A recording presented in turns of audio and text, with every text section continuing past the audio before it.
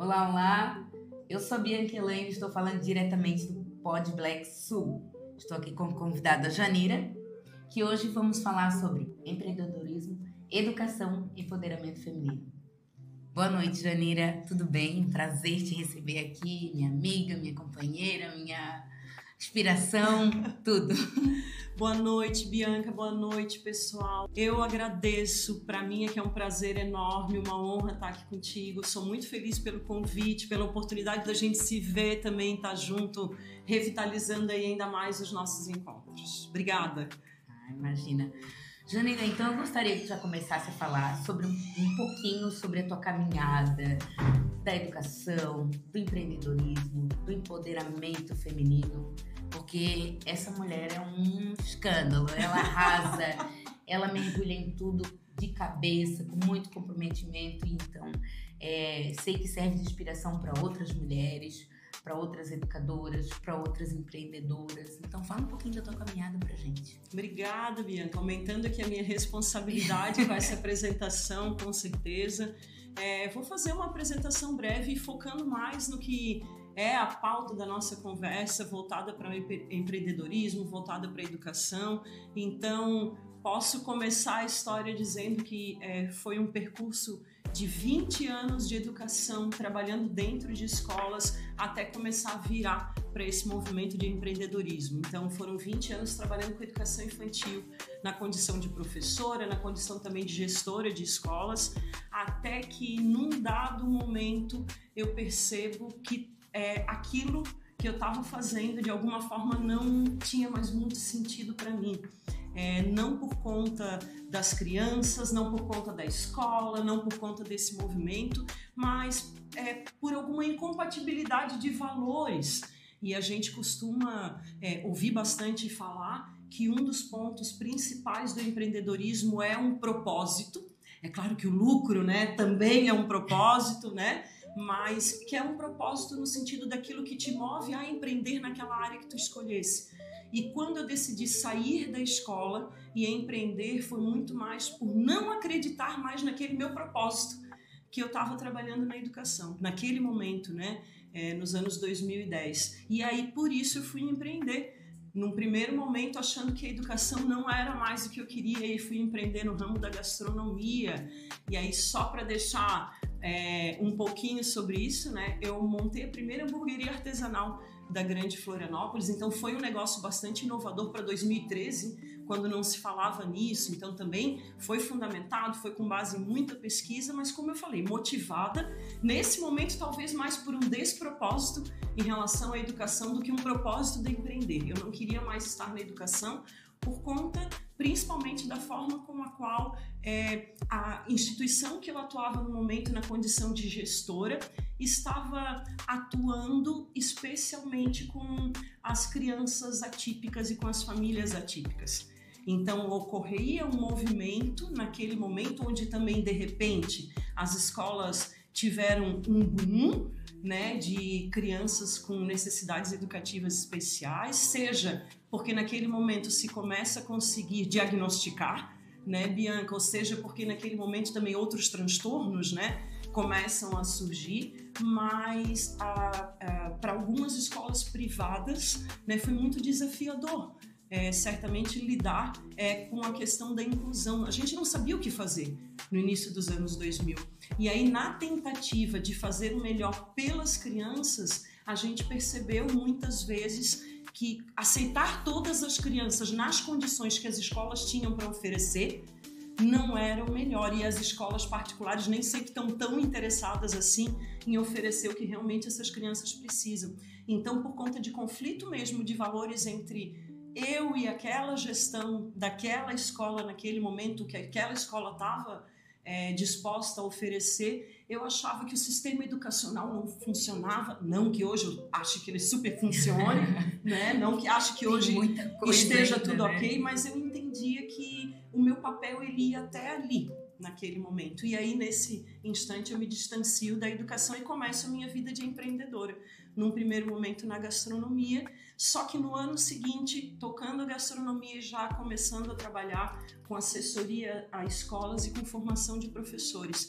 porque me deu saudade logo da educação, da escola, do contato com as crianças, e porque eu também passei a compreender que eu podia fazer mais e melhor por outros caminhos, mesmo que indiretamente, né, em relação às crianças, e aí começa esse movimento de trabalhar com assessoria a escolas, com formação de professores, mas entendendo que eu estava fazendo dentro daquilo que eu concebo como respeitar os direitos das crianças, como acolhê-las, como promover o desenvolvimento, mas também a felicidade delas, e eu entendi que eu podia fazer por esse caminho e decidi empreender na área da educação. Aí fomos pegos por uma pandemia. Quem não tem a sua história, né, de pandemia para contar, certamente todos temos. Então, num primeiro momento dessa minha largada como uma empreendedora da área da educação, que somos raras, né, Bianca? Nossa. As empreendedoras, né, tem que desse ter muita ramo. coragem, né? E a sociedade também custa nos entender como empreendedoras, porque nós somos professoras. Né? E é um campo que parece minado, né? Para professora. Professora é professora. E aí também a gente assumir que a gente é dona de um negócio, que a gente é proprietária, que a gente é CEO, né? Das nossas próprias realizações, também é desafiador para nós. E assim, né, Janeira, o professor ele não é visto fora da escola. Ele é visto só dentro da instituição de ensino. Aí sim, a gente é considerado como professor. Exato. E professor não pode empreender. É muito engraçado, né, isso? A gente nem tem muito tempo para pensar nisso também, pelos mesmos motivos que a gente estava conversando, né, no backstage aqui. No início aí, né, antes de começar, porque esse próprio sistema da rotina, do cotidiano escolar, ele não possibilita que a gente tenha muito tempo de pensar em outras coisas, senão seguir aquilo. Seguir aquele roteiro, aquele cronograma, né? Mas aí é que é bom. Quando a gente tem essa inquietação, que Exato. Lá quando tu falas que a questão da inclusão começou a te incomodar, Exato. Aí a gente começa a pensar fora da caixa, fora da instituição de ensino. O que eu posso fazer? E essa inquietação é boa, né? Porque daí tu consegue perceber que, opa, a escola não está adaptada, o prédio não está adaptado, o material ainda não é um material que eu consiga dar conta dos alunos atípicos junto dentro da sala de aula do ensino regular, né? E as crianças têm que estar inseridas naquele contexto. Então, essa inquietação, na verdade, é uma inquietação positiva. Sim. Porque a gente consegue transformar para outra realidade. Mas tem quem não consegue e se desespera. Ou se acomoda. Ou se acomoda. Que não é o nosso caso. Sim. Por isso que a gente está aqui. E também para falar exatamente do ponto que tu mencionasse, assim, para a gente vir com mais potência. Acredito que as inquietudes, elas estão muito por aí. Naquele momento eu tive algumas inquietudes, me afastaram um pouco da educação porque eu não via que eu ia encontrar as respostas. Né? E não encontro até hoje, já vou deixar esse spoiler aqui, ou então cada coisa que a gente pensa que resolve aparece, brotam 10. Mas é bom isso, né? Que isso nos faz movimentar o tempo todo e criar esse movimento também, né? Agora, foi também um propósito quando outras inquietudes me levaram a chegar no lugar onde eu tô hoje, a construir esse cenário que eu tô. Porque daí, quando eu vendo a hamburgueria, 5 anos depois de ter sido um sucesso, né, eu decido que está na hora de eu voltar para a escola com tudo e trabalhar só em escolas. Aí tive mais 2 experiências com escolas e após essas experiências, aí surgiram essas outras inquietudes. Né? Por que o sistema é assim? Por que as crianças só têm 20 minutos para brincar? E que já acontecia isso há muito tempo, mas de repente isso começa a me incomodar muito a ponto de entender que isso fere muitas dessas coisas, os próprios direitos das crianças, enquanto crianças, e principalmente quando a gente está pensando na infância. Então, onde estão os tempos dessas crianças? Onde estão os espaços dessas crianças? E eu percebi que muito mais do que uma escola que não se enquadrava a mim, talvez eu não me enquadrasse mais a esse movimento, nesse momento, com essa Janira. E aí, mais uma vez, eu precisei me desconstruir, mas entender que estava na hora de buscar um pouco mais. E aí, esse meu cenário próximo, né, de empreender, ele surgiu por conta da minha necessidade de estudar. Né? E aí eu ingresso no mestrado, né, no ano de 2023, e aí com muito orgulho vou fazer aqui essa propaganda. Eu hoje sou aluna do mestrado em Educação do Instituto Federal Catarinense, que fica na cidade de Camboriú. Então é um programa de pós-graduação em educação público, gratuito, socialmente referenciado, de qualidade e que muito atende aquilo que eu buscava enquanto expectativa para o quê? Para uma pesquisa que envolve a formação docente para a infância. E aí eu começo a fazer um outro movimento que é esse, de talvez não mais diretamente estar trabalhando com as crianças, mas de começar a trabalhar com as pessoas que diretamente vão atuar com a criança, que é esse movimento da formação de professores, que eu já faço nas escolas enquanto assessora e formadora, mas agora enquanto pesquisadora, né, enquanto outras possibilidades e outros desafios também. Eu vou voltar um pouquinho atrás da tua fala, te fazendo uma pergunta assim. Houve conflito em algum momento dessa tua escolha? Porque a gente, quando passa um tempo dentro da sala de aula, por mais que nós tenhamos essa inquietude, né, e a gente queira sair para procurar novos desafios e talvez fazer essa diferença, principalmente dentro da educação, que a gente sabe que é uma caminhada, que é cansativa, que muitas vezes vou até usar uma fala aqui, tirar um leite de pedra, né? Então, houve em algum momento esse conflito, vou, não vou, o que eu faço? Né? Como é que foi, Janeira? No sentido de empreender? No sentido de empreender, sair de dentro da instituição de ensino que te dá uma garantia de salário, porque a gente tem que ter muita coragem para empreender em qualquer área do conhecimento. Mas a educação, a gente sabe... Para o bom profissional não vai faltar emprego. É difícil, né? Sim. A gente sabe disso, a gente sabe, mas tem todos os desafios. Né? Esse desafio, e aí? Como é que foi essa questão desse conflito? Houve, não houve? Sim, não só houve, como de vez em quando ele volta. Né? De vez em quando eu me questiono muito, né? Será que é isso mesmo? Justamente por isso, assim. Não que seja mais fácil estar trabalhando de carteira assinada, CLT, né? Dentro de uma escola ou sendo concursada. Não, são outros desafios, né? São propostas e desafios diferentes que a gente vai encontrar. Só que eu digo, Bi, que não são... Posso chamar de Bi? Pode. Eu digo, Bi, que não são desafios propostos nem só pela escola, pela própria sociedade. Porque até 1 ou 2 anos atrás, eu recebia da minha mãe vaga de emprego de coordenação ou de gestão em escola. Né? Filha, tem tal processo seletivo. É cultural, não tem jeito, então, né? É tão cultural que amigas minhas que empreendem já, amigas nossas, que empreendem já, volta e meia me mandam uma vaga. E isso me ofendia tanto. No início, me incomodava porque parecia que estava ferindo o meu eu empreendedora. Tinha isso, não estou vendo o que eu estou fazendo, né? Depois eu também tive que entender que é o normal. Pensando em mãe, pensando em sociedade, pensando no que a própria escola espera da gente. Né? E a minha mãe, em todo o seu amor, em todo o seu empenho de dizer a sua carreira, naquele pensamento de que carreira é aquilo que a gente constrói dentro de uma empresa que a priori não é nossa, né? Mas hoje eu digo que eu sou gestora da minha própria carreira e que sim, é um ato de coragem muito grande, é um ato de libertação. Até porque ele não pode ser um ato de me libertar de uma coisa e me aprisionar a outras, a rotina, a horário. Então ele tem que ter, se ele tem tantos ônus, o ato de empreender tem que ter algum bônus.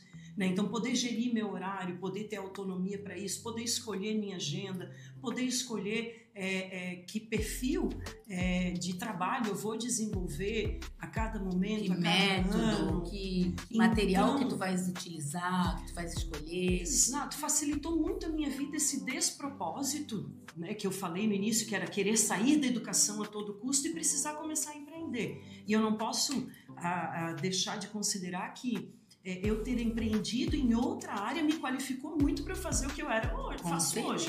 Porque competência técnica para trabalhar na educação a gente adquire na empiria, no chão da escola, a gente adquire fazendo pós-graduações, a gente adquire sempre buscando na prática, mais, todo dia. Agora, aprender a criar um movimento para montar o teu próprio negócio, para acreditar nele, né, para fazer com que ele dê certo, para que tu sejas reconhecida, e não estou dizendo famosa, mas reconhecida cada trabalho que tu fazes. Profissionalmente, né, que o teu trabalho impacta. Claro, que possam falar do teu nome, né? Não a professora relacionada a uma instituição de ensino, mas a tua prática, o que tu entende como educação.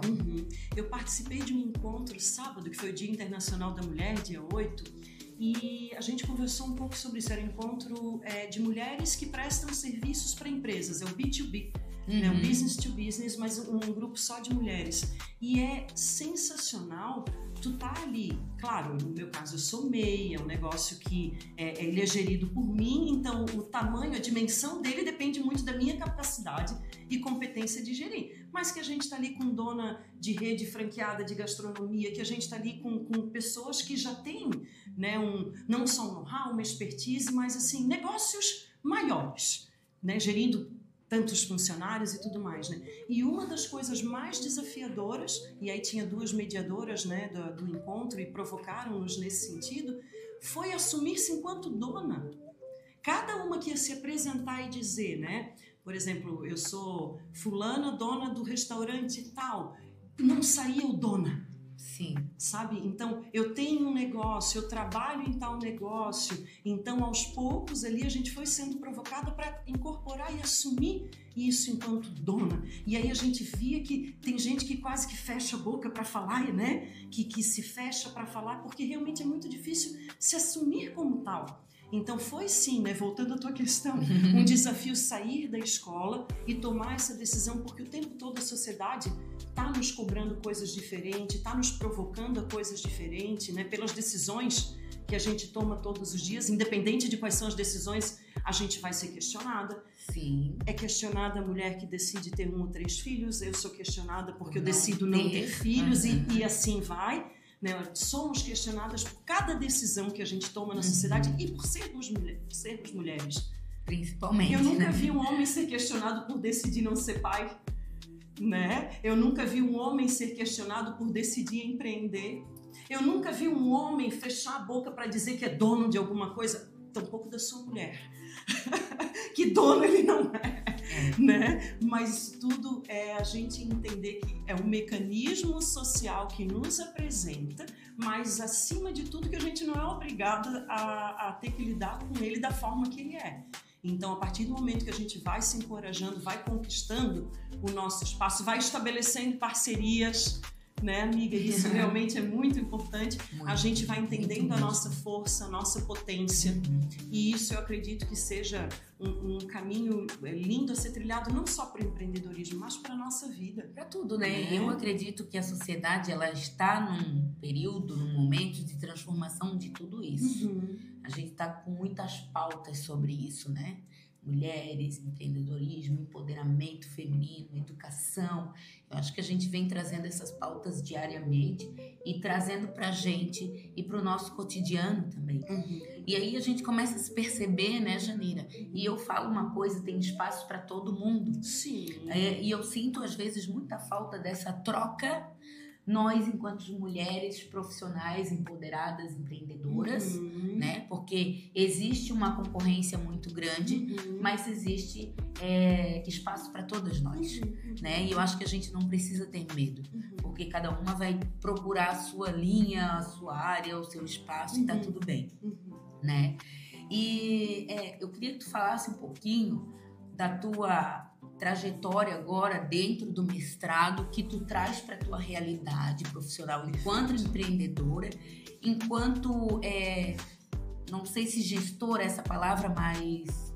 Assessora, né? Que traz aí toda uma assessoria para levar para as escolas, para as instituições de ensino no geral, o que tu acredita como educação. Perfeito. Porque acreditar numa educação e tentar fazer é uma coisa. Agora tu estás tentando colocar esse tentar fazer nas práticas das instituições, dos profissionais e resgatando, né, outras questões para as instituições escolares, principalmente quando tu fala sobre a infância, a primeira infância, que é algo que se estudou muito e depois ficou esquecida. Fala um pouquinho para nós o que traz aí para as instituições. É bem interessante poder falar sobre isso a primeira vez, assim, porque o meu ingresso no mestrado, né, no campo da pesquisa em educação para a infância, voltada para a formação dos professores, como eu falei, foi por conta das inquietudes, né? E aí eu entro num campo, resolvo umas inquietudes, crio mais 2 palmos de outras inquietudes e por aí vai.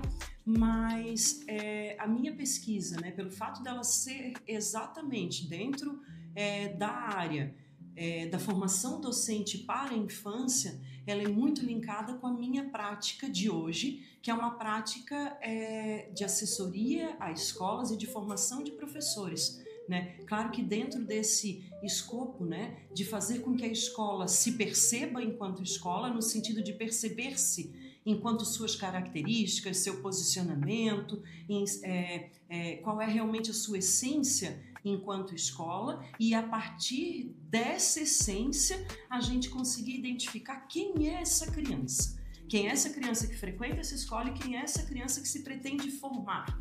E aí coloco esse formar entre aspas, porque a gente sabe que formar não é simplesmente colocar numa forma, isso, né? Mas no sentido quem é essa criança que, ao final desse ciclo, dessa jornada, dessa experiência nessa escola, a gente vai estar também, entre aspas, entregando para a sociedade. Sim. Depois do turno dela nessa escola. E por que eu digo também entre aspas? Porque ela já está pertencendo à sociedade enquanto ela pertence a essa escola. Né? A partir do momento que a gente entende a criança enquanto cidadã e sujeito de direitos.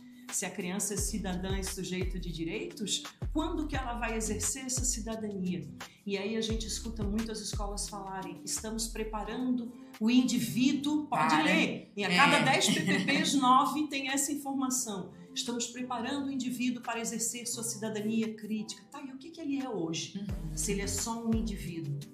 E se ele tem direitos, se ele tem seus direitos assegurados e que precisam ser garantidos e promovidos dentro das instituições escolares. E por que eu faço essa volta? Talvez eu tenha feito um movimento contrário para chegar na tua questão, né? Eu só tenho esse entendimento hoje, e por mais que a gente entenda que na educação a gente sempre é rede de proteção, eu já sabia que a gente era rede de proteção às crianças, mas eu só tenho esse entendimento hoje num nível mais teórico e intelectual por conta do mestrado. Então, o meu ingresso no mestrado ele foi para compreender algumas lacunas no sistema educacional dentro das educações infantis, né, das escolas, mas, ao mesmo tempo, poder fomentar a pesquisa, fomentar a produção do conhecimento para poder qualificar ainda mais a formação dessas trabalhadoras e trabalhadores da educação, para que eles venham ainda mais capacitados e com uma potência de ação, reflexão e ação, né, para poder desenvolverem práticas que não se pautem em práticas exitosas, que é a palavra, né, do momento, que se pautem em práticas que respeitem as crianças enquanto criança, que respeitem as infâncias enquanto uma categoria social geracional e não só enquanto um tempo de preparo para alguma coisa. E quando a gente fala em infância, reconhece a infância enquanto categoria social geracional, a gente está reconhecendo a infância enquanto uma categoria social tanto quanto a adultez e a velhice. A minha infância acaba quando eu deixo de ser criança, mas a infância permanece na sociedade. Então, quando a gente começa a encarar essa infância como algo que permanece, a gente começa a encarar também essa infância como algo que não é só uma etapa, que não é só um tempo de preparo. Claro que ela também é. A criança, enquanto criança, é claro que a gente reconhece que ela é imatura e que ela depende do adulto, né? Mas ela precisa ter a sua cidadania e ter a sua agência de direitos reconhecida a partir do momento que ela nasce, a partir do momento que ela é criança. Então, eu me afasto dessa minha prática com as crianças, mas para poder me aproximar de outros aspectos que vão não favorecer a minha relação com as crianças, mas que eu espero que favoreçam as práticas em geral para com as crianças via formação dos professores. Então, a linha de pesquisa, né, do meu estudo, ela é uma linha voltada para a formação de professores, e eu entro com essa pauta, né, de uma pesquisa acerca das concepções de criança e infância ao longo da sociedade, e até chegar numa determinada rede de ensino aqui da Grande Florianópolis, onde eu me debruço sobre as documentações. A minha pesquisa é essa. Eu faço uma pesquisa nas documentações curriculares, nas políticas públicas para a infância, desde os anos 2000 até a atual.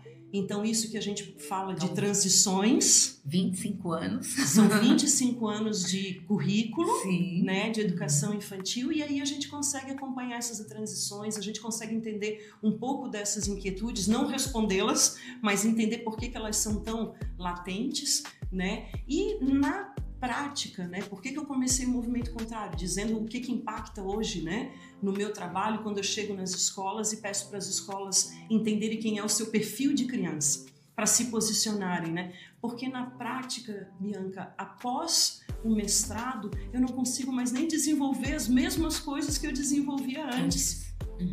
Né? Ainda olhando para muitas coisas que eu fazia mesmo nesse escopo de formação de professores, de assessoria educacional, e de ver que algumas coisas não fazem mais tanto sentido. E muito por conta da tua conversa aqui, no início desse nosso papo aqui, quando tu falasse, né, que muitas escolas estão, a maioria, né, o sistema, na realidade, cada vez mais focado ali nas matrículas, na comercialização de livros e nos materiais, e programas, e as crianças com as agendas cheias e lotadas, né, de afazeres. Demandas, né? Demandas. E sem tempo para brincar, mas aí é uma pauta que a gente vai precisar marcar de uma conversa outro podcast, só para falar desse episódio brincar, 2.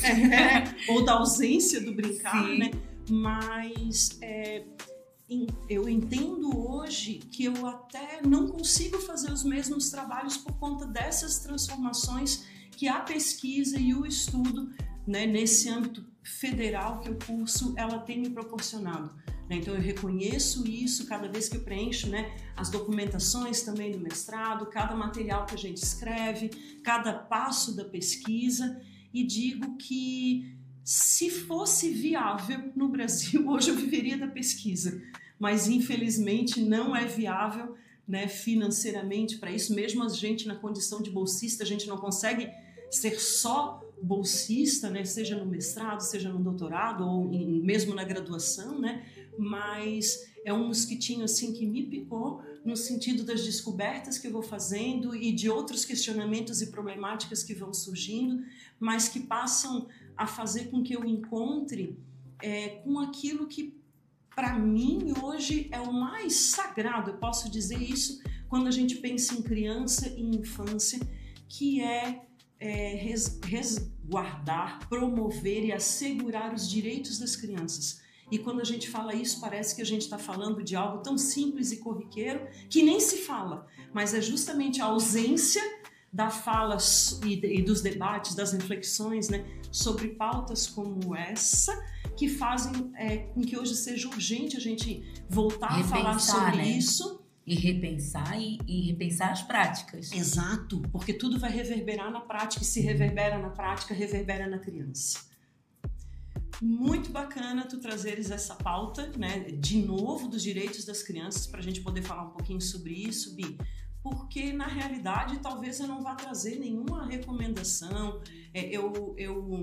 talvez não vá fazer nenhuma confirmação, talvez não vá fazer nada diferente, se não trazer algumas provocações, né? Porque sim, é muito comum a gente encontrar falas teóricas, né, sobre os direitos das crianças. Agora, reflexões profundas que fazem por que é importante a essas alturas, né, de 2025, a gente está trazendo essa pauta de novo, não só para dentro das instituições, mas para a sociedade, e é por isso que a gente também está conversando aqui, né?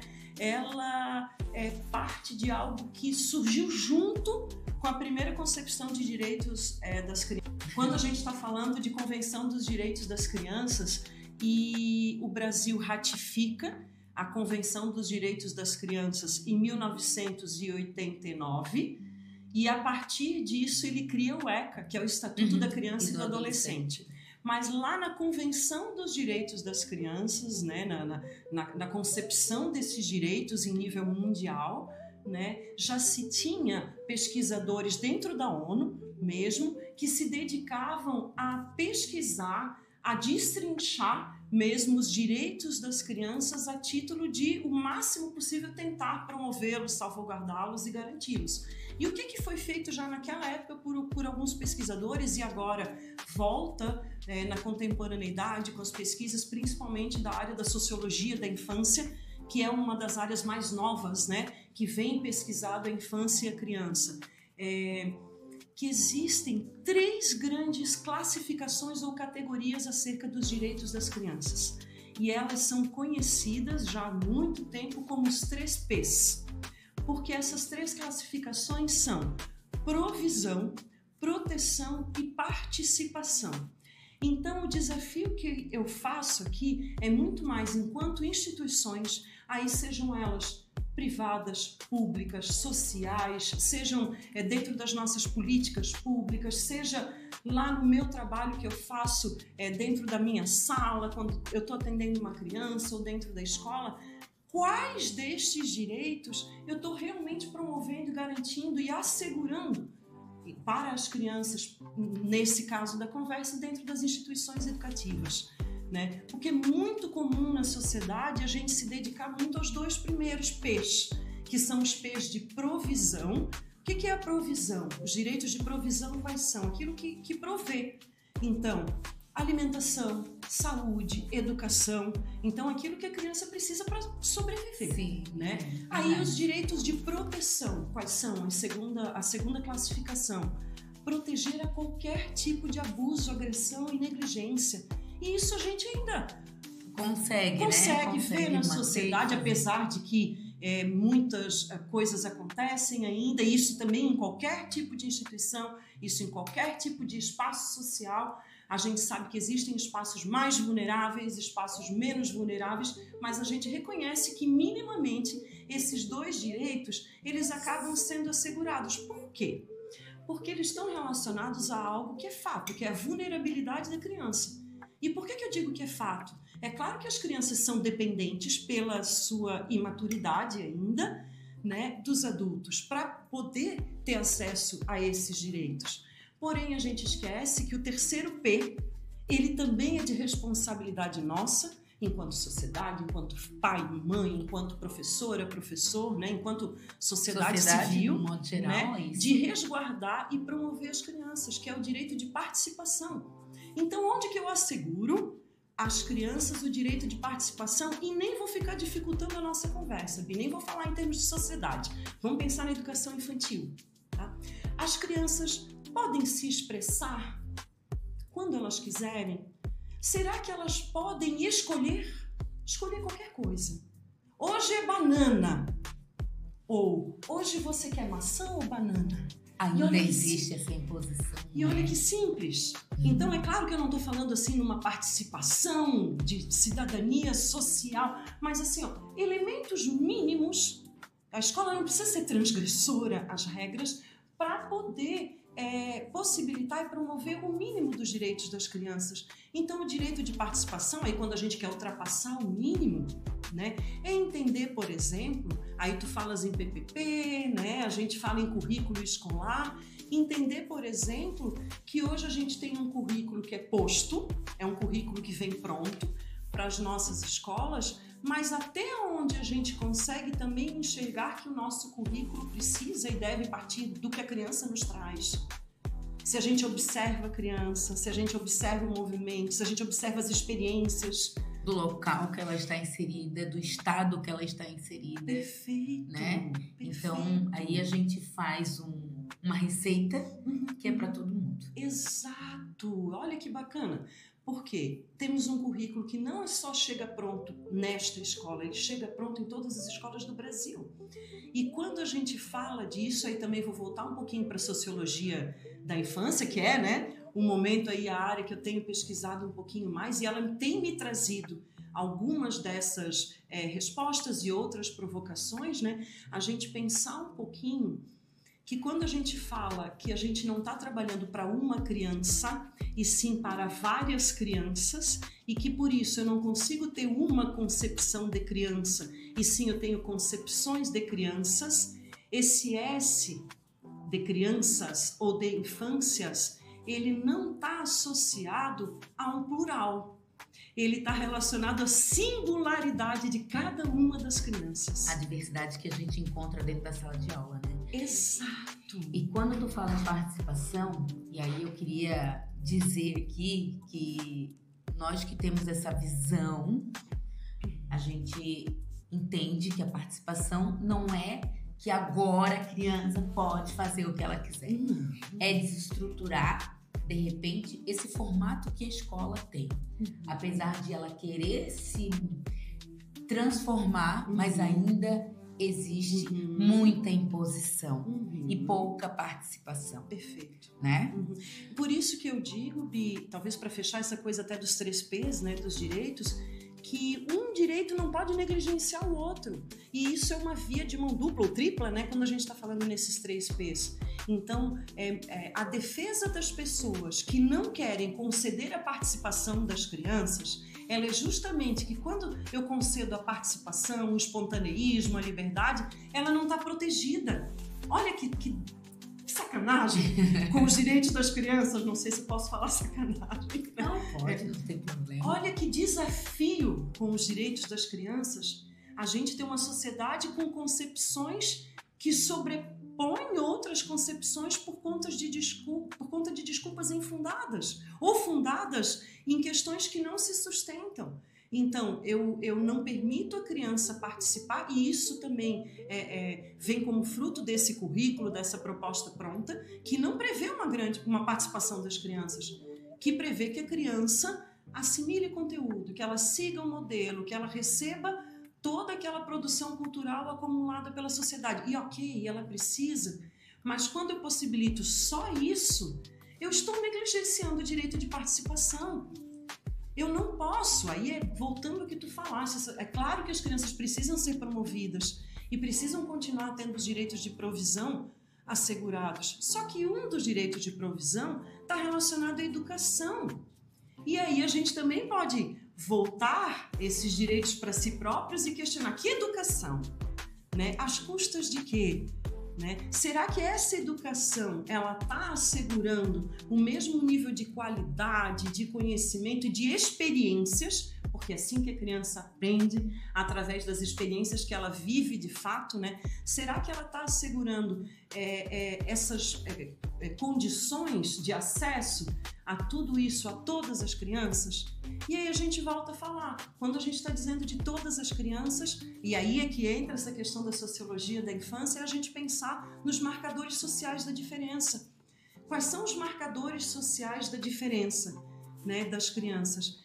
Gênero, etnia, classe social, econômica, geográfica, né? Crianças que ficam, crianças que transitam. Então, são muitas diferenças dentro de cada singularidade, claro que numa pluralidade, numa diversidade, como tu falasse, mas para a gente considerar, para a gente querer minimizar uma concepção de criança a uma concepção como um ser em preparo para alguma coisa que está por vir, né? Então, oscila muito por aí todo esse entendimento, essa minha chegada na pesquisa e essa mudança, essa transformação. E acho que eu posso dizer pela gana, né, que a gente assume quando fala isso, essa militância também. Né? Perfeito. Assim, eu acho que para a gente encerrar, fica essa reflexão, né? E aí, Janira, passa pra gente a tua rede social, né? Essa conversa vai estar toda logo no nosso canal, Pod Black Sul. Também vai subir para o Spotify e pode passar o teu Instagram para quem quiser acompanhar o teu trabalho ou até mesmo contratar os teus serviços como assessoria, né?